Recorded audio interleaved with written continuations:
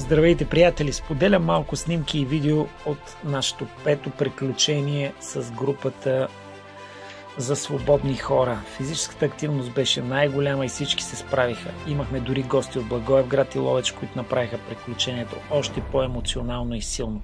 За мен всичко започна час и половина преди изгрева, но в крайна сметка се събрахме от 3 различни локации и пристигнахме в 11:30 в село Бистрица Дупнишко. Макар и в жега, бързо се скрихме по горските пътеки, облечени в сладки приказки на път за водопада. Снимахме се на първата точка от маршрута, която беше площадка с изнесено мостче, и продължихме нагоре. Скоро стигнахме до водопада и някои се изкъпаха, докато други обядваха.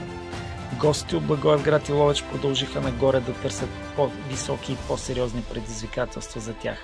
Впоследствие групата продължи към Самоковището и малко преди него седнахме до реката за практики и забавни игри. Получи се много добра сесия сред природата и близо до реката. Някои влязаха в състояние и емоциите бяха много силни.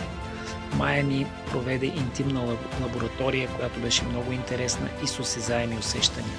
Имахме и тест практика по темите жена-мъж. Други предпочетаха да почиват край водопада.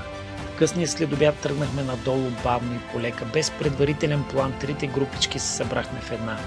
Направихме си финални снимки отново на площадката за гледки, пуснахме дрона и продължихме надолу. Точно преди колите насочих вниманието на групата към залязващото слънце и дружно го изпратихме зад хълмовете. Последствие продължихме към София, като емоцията ни не напускаше до последните минути заедно. Беше един приказен ден на споделеност и съпреживяване. Благодаря ви, приятели, че бяхме заедно и съпреживяхме този силен августовски 11 ден, който е част от периода на Лъвския портал, и се заредихме с много положителна емоция, а водата от водопада ни помогна да се пречистим допълнително. Беше уникално и силно.